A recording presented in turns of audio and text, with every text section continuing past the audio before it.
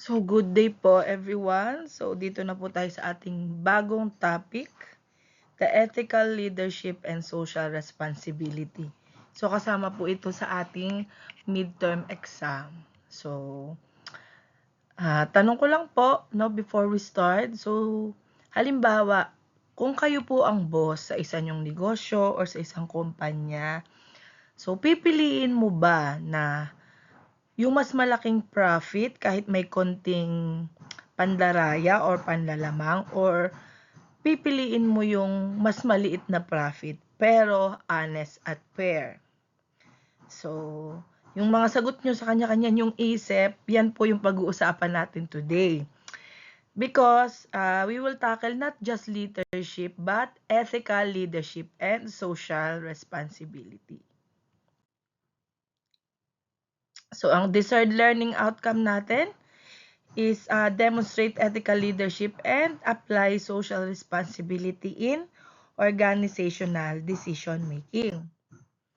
So sa panahon po ngayon, hindi na po sapat yung kumikita na lang yung business. Kailangan maging responsable din po tayo sa tao, sa lipunan, and sa environment. Diba po? Nakalagay dyan, entrepreneurial leaders must balance profitability with ethical standards and social impact to achieve sustainable success. Halimbawa po yung isang company, kumikita siya, no? Malaki po yung kita, maganda, pero mababa po yung pasahod nila sa mga workers. And yung negosyo nila na yun, nakakasira po ng kalikasan. Paano? So yung mga waste po nila, wala po silang proper waste disposal. No, na diretso po sa dagat yung waste nila. So, matatawag po ba natin siyang successful or short term lang? So, kaya itatackle po natin ang ethical leadership. So, definition of ethical leadership. Ethical leadership refers to leading with honesty, integrity, fairness, and respect for others while making decisions consistent with moral principles and organizational values. So, ethical leadership daw dapat honest ka, no? Pantay, hindi ka bias, with fairness, pantay-pantay, at may integridad ka at respeto sa kapwa. Kahit daw minsan, mahirap po yung pagdesisyon. So, hindi lang siya about sa pagiging mabait. It's about making the right decision kahit walang nakakakita. 'Di ba? Yung integridad mo ba pag lang maraming nakaharap? Dapat nagli-lead ka with integrity, yung kahit walang nakakakita sa'yo, yung desisyon mo is tama. Kasi hindi man kayo nakita ng madaming tao, kita po tayo ni Lord eh. So, pag mag-isa ka na lang bang nagde-decide, tama pa ba yung ginagawa mo o tama lang sa mata mo, tama sa mata ng boss mo, pero in the eyes of the Lord, hindi. So, ibig sabihin nun, hindi tama. Pag hindi tama sa mata ni Lord. Alam naman natin minsan kung ano yung tama. Kaya lang, dahil nga maraming gumagawa ng mali, yun ang problema. Akala natin tama yun, 'di ba? Kasi nga wrong plus wrong plus wrong plus wrong equals right. Ganun na yung kalakaran ngayon sa mundo natin, no. Kahit na alam nating mali yun, kaya lang nagiging normal na gumawa ng mali eh. So that's the problem. Halimbawa, yung manager, hindi niya tinanggap yung suhol or yung bribe kahit na alam niya na makakatulong yung sa sales, 'di ba? So, meron siyang ethical leadership kasi hindi niya tinanggap yung suhol eh. Yung halimbawa, ikaw boss, pinagtanggol mo yung empleyado mo kahit na alam mo na mapapagalitan ka sa higher ups, ganyan, 'di ba? So, kahit na may pressure na baka sa'yo pumutok, no? So, may pinapanood nga ako na K-drama. Ewan ko kung napanood nyo na yon. Hindi pa ako tapos eh, yung Undercover Miss Hong, 'di ba? Ano, yung isa doon, yung nakapanood na, yung anak nung mataas din sa company nila. Kasi episode 4 pa lang ako. 'Di ba ano siya, parang low key, parang ang ano niya dun sa tamad-tamad siya. Pero alam naman sa paligid niya na anak siya ng higher ups. Kaya lang nung yung katrabaho nila itong si Miss Hong, 'di ba undercover siya, na parang napapahamak kasi ano eh, parang yung slush fund, no, ini-invest nila, parang nag-aano sila ng slush fund doon. Tapos nakita niya nung undercover, 'di ba? Hindi natuloy dahil nga nakita niya hindi niya pinindot, kinancel niya. So, pero yung nagpapakuha pala ng pera na yun, yung may-ari mismo. Kaya lang, syempre, maraming shareholder. So, hindi pwedeng malaman na siya yung nagpapakuha. So, yun, yung balik tayo dun sa story, kahit na yung anak siya ng mataas doon, nung alam niya na parang matatanggal yung employee na yon na mababa lang kasi napag-usapan sa meeting na para mapagtakpan yung ginawa na yun ng isang empleyado na maglalabas ng slush fund, alisin na lang yung whistleblower kahit na tama yung ginawa niya. Pero pinakita nun ng isang employee nung anak nung mataas na hindi tama yung ganon. Kasi wala naman siyang ginawang mali. No? So, ganon, 'di ba? Meron siyang ethical leadership kahit na nanonood lang siya doon ng video games, ganyan. No? So, ethical leaders. So, ang ethical leader po, hindi lang siya nagsasalita. Nagpapakita po dapat siya ng tamang behavior. When you say leader, naglilid ka ng tao. So, dapat, number 1, model appropriate behavior. Kasi ikaw yung nakikita nila. So, hindi lang utos dapat yung ginagawa mo. Dapat, yung sinasabi mo, nakikita nila sa'yo. Okay? Promote transparency. Dapat ang leader open siya, wala siyang tinatago. Bakit? Para kung ano mang mangyari, baka mamaya yung employee niya, kung may problema man, is may alam na solusyon. Kasi nga, transparent Accountability, encourage accountability. Umaako siya ng pagkakamali, no? Hindi naman nakakamatay umako Sabi nga sa Bible, 'di ba, mapalad ang mga umaamin, 'di ba?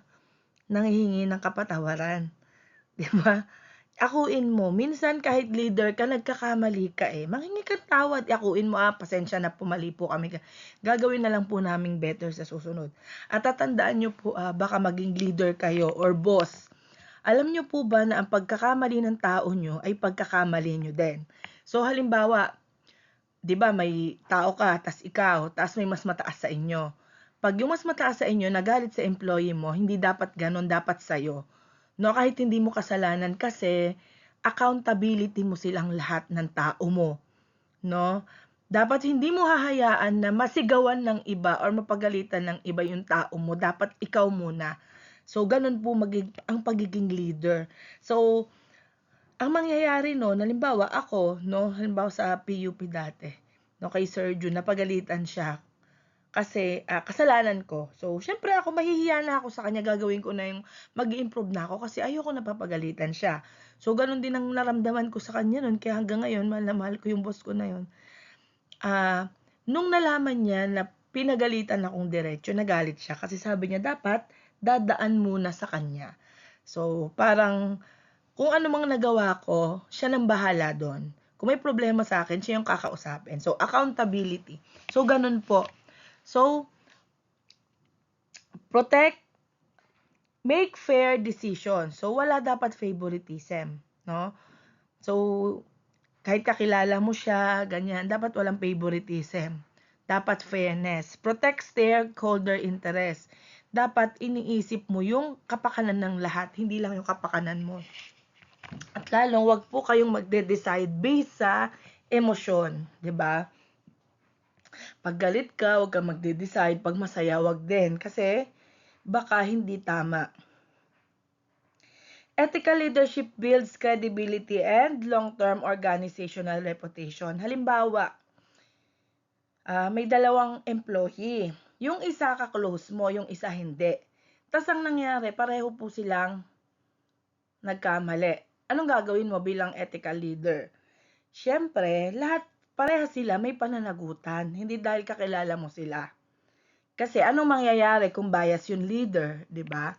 Magiging good example ba 'yon? Di mawawala na ng gana na mag-ano yung iba, mag-raise ng concern kasi hindi pwede kasi bias naman 'yan Ka-close niya 'yun, hindi ko pwedeng sabihin kasi pag-iinitan ako niyan. So iwasan po natin yung ganon, okay po? So, dito naman po tayo, core principles of ethical ethical leadership. So let's break down the core principles. Number 1 is integrity. Acting consistently with moral values and honesty. Sabi ko nga, dapat consistent ka kahit walang nakakakita. It's between you and God lang, no? Kahit hindi nakikita kasi hindi ka naman nagiging leader para lang magpasikat eh. No, dapat lead by example, no? That may integridad ka. Hindi ka nag-cheat kahit online exam, no? Sa exam natin, hindi mo iaasa sa katabi mo tapos magagalit ka pag maliit yung sulat. 'Di ba? Kaya mag-review. Fairness.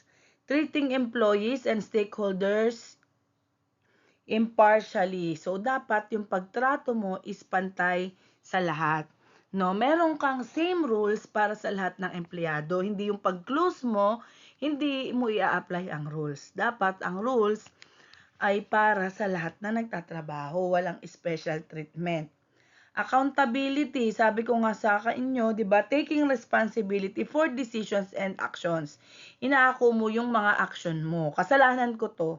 No, hindi yung siya kasi, sabi kasi ni ano ito kasi. So, iwasan po natin yun kahit na tama ka. No, hindi po siya maganda sa organization. So, transparency, open communication and disclosure of relevant information. Dapat wala kang hidden agenda. Respect for others, recognizing dignity, diversity, and human rights. So, dapat po lahat ng tao is nire-respeto mo, pinahahalagahan mo, kahit gaano pa po kababa ang kanyang posisyon. Okay? So, ayan po ang core principles ng ethical leadership. So, ethical decision-making process. So, isipin nyo, may chance kayong makakuha ng pinakamalaking contract sa history ng kumpanya nyo. Kaya lang, kailangan nyo lang maglagay ng under the table. Ano yung under the table? Suhol, bribe. No? Magbigay ka ng lagay sa isang opisyal. Anong gagawin mo? So, syempre, dyan na po papasok yung ethical framework para hindi po tayo mawala sa landas. So, number 1, identify the ethical issue. No, mag-isip ka, teka, tama ba to? Hindi ba to suhol yung under the table? Diba? Tanong mo. Gather relevant facts, 'di ba? Sino ba yung humihingi ng suhol? Ano kaya yung kapalit pag binigay ko tong pera na to, 'di ba? Yung bagbag na pera. So may iba bang paraan na hindi na kailangang mag-under the table? Number 3, consider stakeholders affected. So hindi lang ikaw yung apektado, isipin mo yung ibang employee mo, yung reputation ng kumpanya, yung pamilya mo, yung community, 'di ba? I-consider mo 'yon. 4, evaluate alternatives using ethical principles. So, ano ba yung magbibigay ng pinakamaraming kabutihan, 'di ba? Para sa kanila kararami. 'Di ba? Naaabuso ba yung rights ng iba o fair ba sa lahat? So, ayun po 'yun, i-evaluate mo. 5, choose the most ethical option. So, piliin mo yung desisyon na kaya mong ipagmalaki kahit na maibalita ka sa TV bukas, no? Choose the most ethical option. Lagi nang tatandaan. 6, implement the decision. Sabihin mo no. Hindi naman masamang mag-no nang may paninindigan. Pag mali, mag-no ka, tumanggi ka. Or humanap ka ng legal na paraan. Diba? 7, reflect on outcomes. Pag ginawa ko ba to, ano kayang possible na mangyari? Mawawala ba yung kontrata? So, tataas ba yung respeto sa atin ng market dahil sa integrity natin? Ganun po, mag-self-reflect po tayo. So, bakit strategic move yun ng isang ethical decision-making process? Kasi akala ng iba, yung ethics po is pampabagal lang ng business. Kasi dali mo naman gusto mo mabilisan. Mali po kasi in the long run, yung ethical decision po yung may competitive advantage. 'Di ba? Kasi nare-reduce niya po yung legal risk. No, walang demanda, walang kulong, walang multa. Bakit? Nasa tama ka eh. and mapopromote niya po yung trust po ng organization. Kasi kapag alam po ng empleyado mo at ng mga customer mo na ethical ka, mas magiging loyal sila sa'yo. Kasi may integrity ka di ba? Yung brand reputation mo, napakahalaga po niyan. Kasi sa panahon po ngayon ng social media, isang maling unethical move mo lang, makakancel ka agad pag na-post ka. Kaya ang pinakamagandang the best marketing para sa atin is integrity. Lead with integrity. Kahit walang nakakakita. So, tandaan nyo class, bago kayo mag-implement ng kahit na anong strategy or decision, 'di ba? Sa napag-aralan natin noong nakaraan, 'di ba? Syempre, magkakaroon ka ng strategy o desisyon. Kasi nag-SWOT analysis ka, nag-Porter's 5 forces ka. So, tatanungin mo yung sarili mo. Kapag ba tumingin ako sa salamin bukas, magugustuhan ko ba yung taong nakikita ko? No? Or I will see a leader who choose profit over people and principle, 'di ba? Baka mamaya kinain ka na ng pera, 'di ba? Or ano ka, nagmadali kang umangat, kaya nang apak ka na lang ng mga tao, 'di ba? So ang tunay po na entrepreneurial leader ay hindi lang matalino sa tools. Meron po silang moralidad na kompas nila. Tatandaan nyo po lagi yon ha? Huwag po tayo pera-pera lang. Isipin nyo po yung mga tao sa paligid nyo. Isipin mo yung mabilisan mong yaman sa mali. Saan ba yan? May pagmamalaki mo ba sa anak yan? Anak, may slash fund ako. Gumawa ako ng anomalya, kaya marami tayong pera. Diba? Mas maganda, kahit hindi ganoong kalaking pera, na ma-provide mo sa pamilya mo, may pagmamalaki mong pinaghirapan mo yun na nasa tama. Okay po? Social responsibility. So, ano ba yung definition of social responsibility? So, kasi dahil tapos na po tayo sa strategic tools tsaka ethical frameworks, so, dito na tayo, no? Sa social responsibility. Dito po natin sasagutin yung tanong na, para kanino ba tayo nagtatrabaho? No? So, social responsibility refers to an organization's obligation to act in ways that benefit society and minimize negative impacts on people and the environment. Organizations are expected to go beyond profit making and contribute to sustainable development. So bilang isang entrepreneurial leader, ang goal mo hindi lang yumaman dapat, no? Dapat maging relevant ka. So isipin nyo, yung business nyo para lang isang bisita sa community. So syempre, hindi pwedeng ikaw lang yung kumakain, di ba? Pag may bisita ka, kailangan may pakinabang din yung host mo. So, yung social responsibility is our obligation to act in ways that benefit society. Hindi na po sapat yung kita lang or profit-only mindset ngayong 2026. Kasi po, ang hinahanap na ngayon ng mga tao is sustainable development. 'Di ba? Makakatulong ba yan sa amin, sa community, sa kalikasan? So, meron na pong social responsibility. Corporate social responsibility includes policies and practices that promote social and environmental and economic well-being.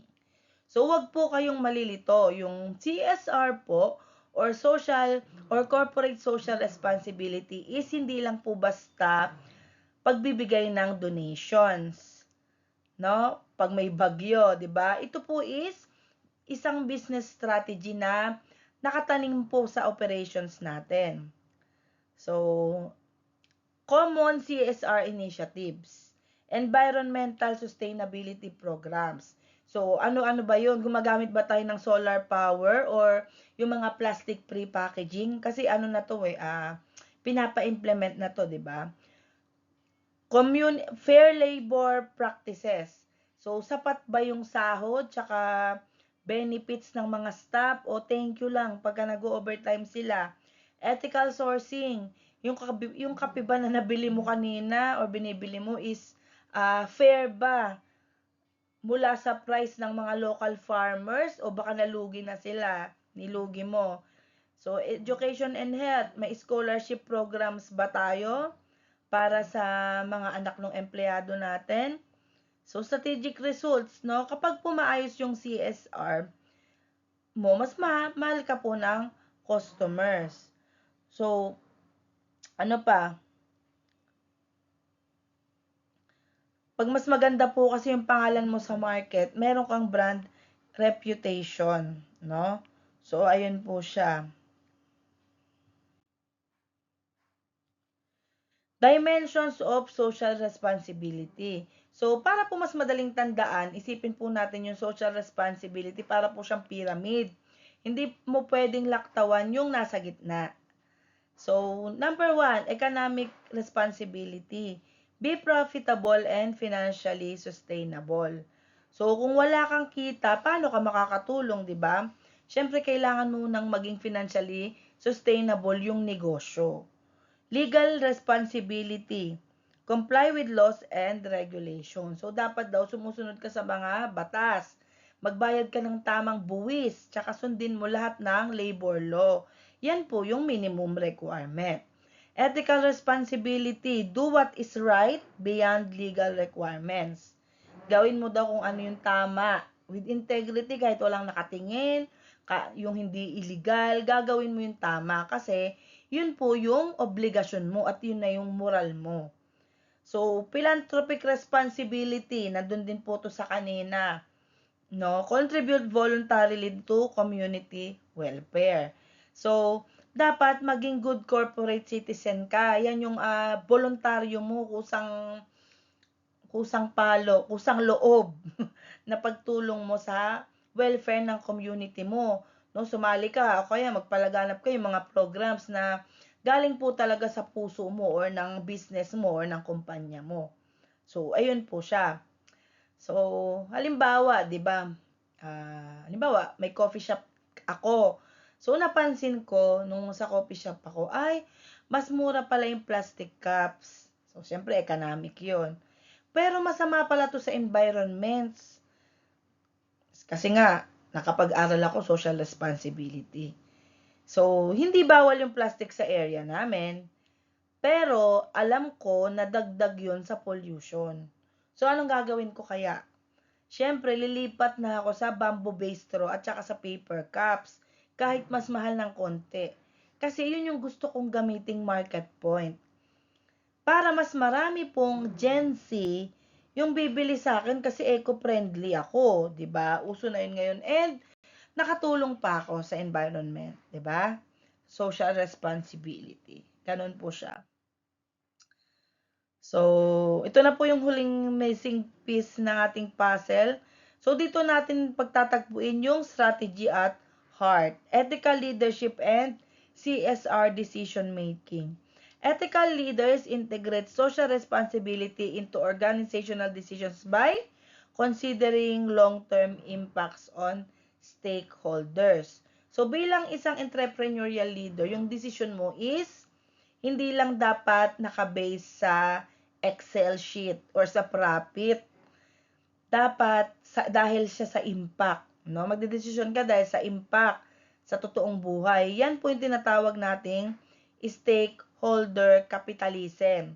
No, yung paniniwala po na yung negosyo is dapat maglingkod sa lahat, hindi lang po sa bulsa ng may-ari, 'di ba? So, madali po kasing maging boss kung pera lang po yung titignan natin. Pero yung pagiging ethical leader is kailangan po ng mas malawak po na perspective or na pananaw. Kailangan mo itanong sino ba yung tatamaan pag nagdesisyon ako nito. Hindi po puro selfish desires ang paiiralin. So, tingnan po natin itong stakeholders map, no? Kapag gumagawa po tayo ng desisyon, no, gamit po yung mga strategic tools, dapat nating i-check yung effect sa bawat isa. O, number 1, employee. Ito bang mga employee ko, safe ba sila? Sapat ba yung sahod nila? Yung mga employee ko ba may work-life balance ba? Customers.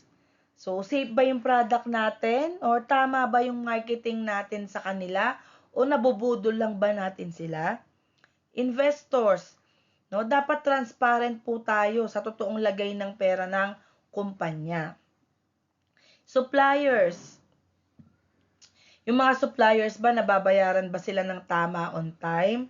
O baka mamaya iniipit Community.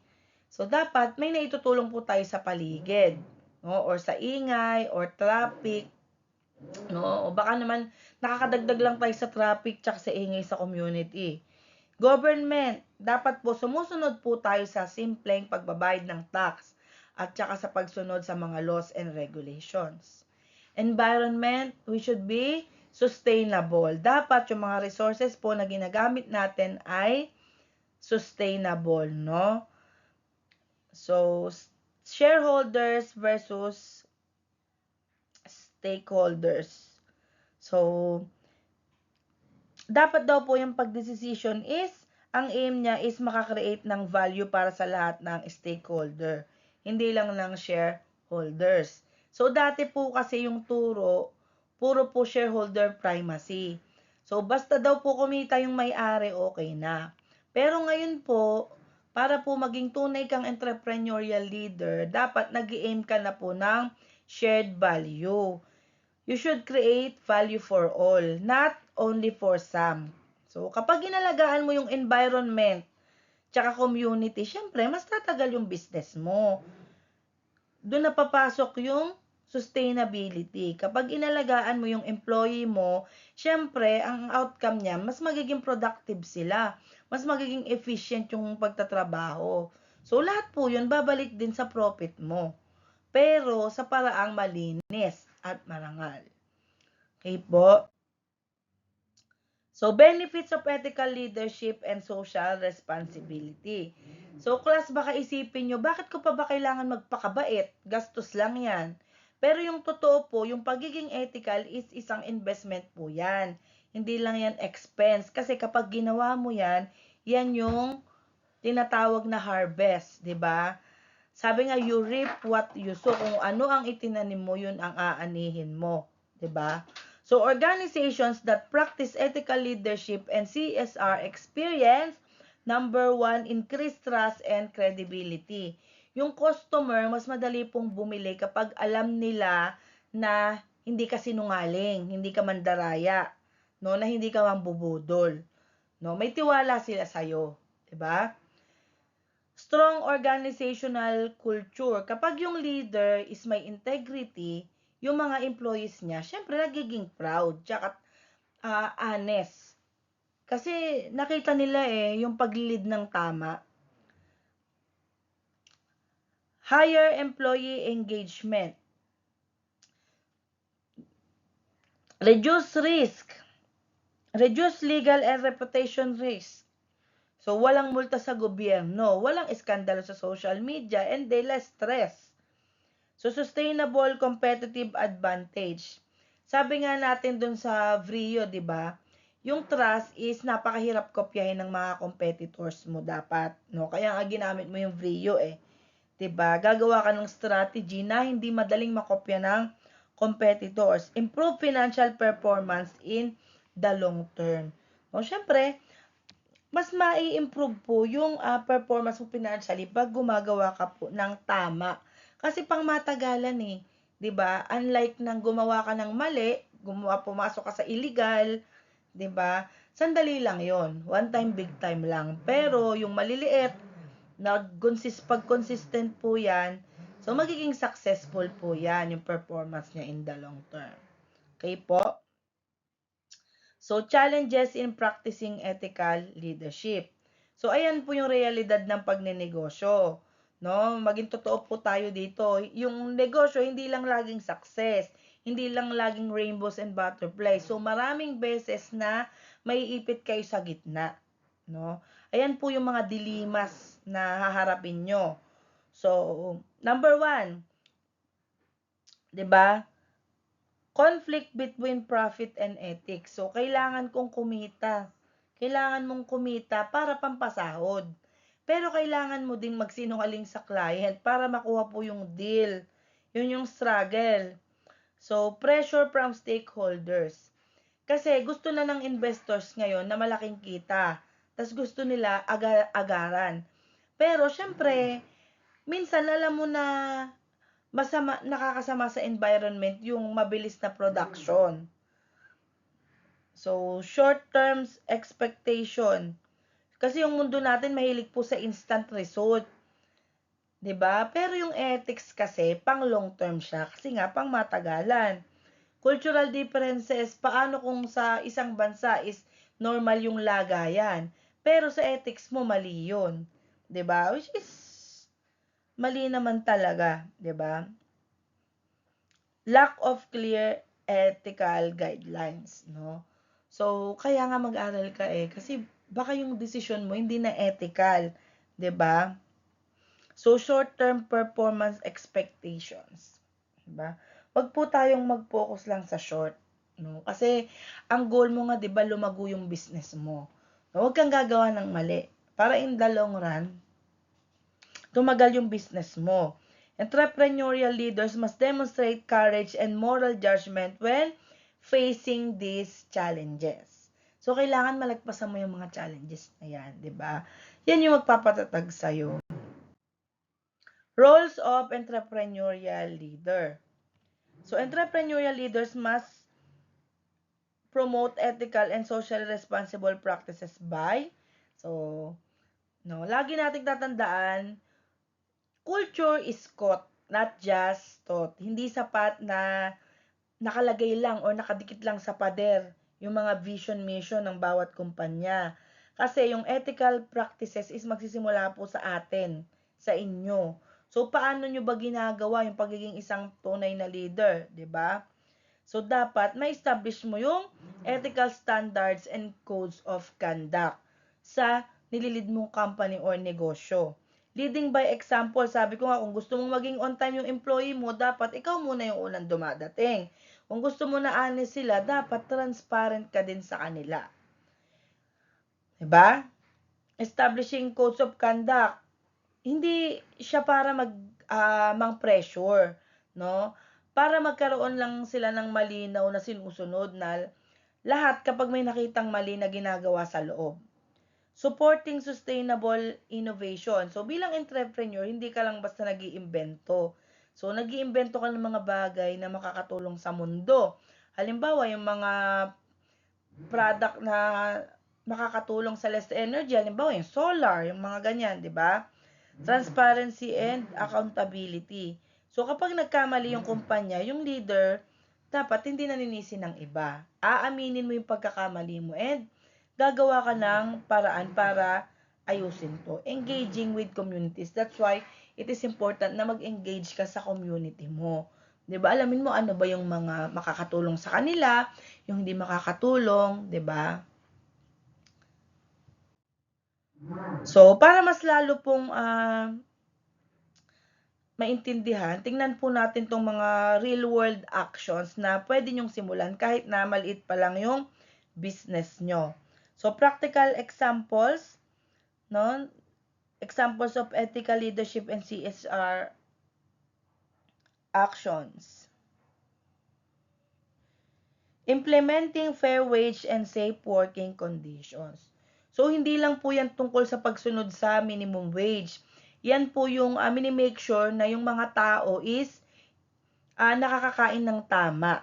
No? Yung hindi napapahamak sa trabaho.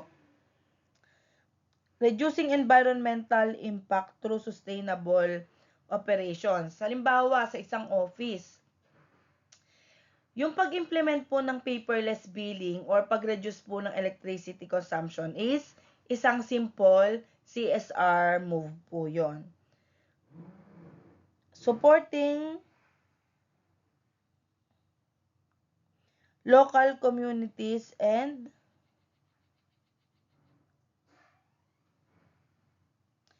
education programs, no?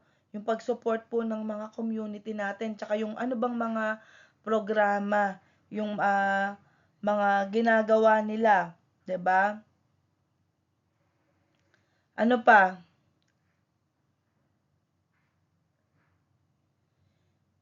Ethical supply chains, 'di ba?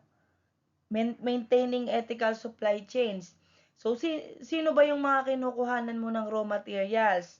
Sigurado ka ba na hindi galing sa child labor yon or illegal laging yung mga materials mo? 'Di ba? So, ensuring honest marketing and consumer protection.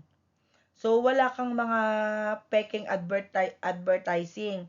So, kung ano po yung pinangako mo sa customer, dapat yun din po yung nagagawa mo.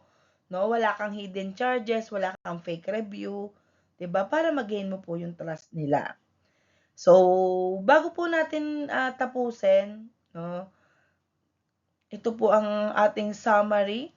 So, ang ethical leadership at social responsibility is hindi lang pagiging tungkol siya sa behavior.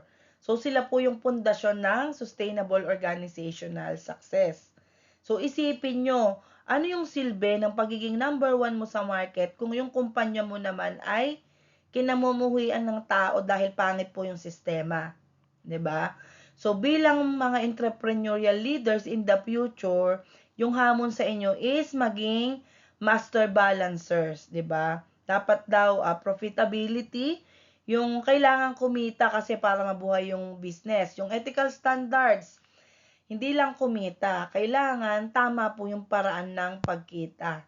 Yung stakeholder welfare, kailangan fair sa lahat, no? Panalo sa lahat. No, isipin mo yung kapakanan ng employee mo, ng customer mo, at saka ng community. Social impact, kailangan nakakatulong ka sa mundo. Kasi kapag pinagsama-sama po yung integrity, accountability, tsaka responsible practices, magkakaroon po kayo ng isang organization na hindi nyo lang matatawag na successful sa bank account or tiba-tiba paldo-paldo. Magiging beneficial siya sa community mo, sa lipunan, no?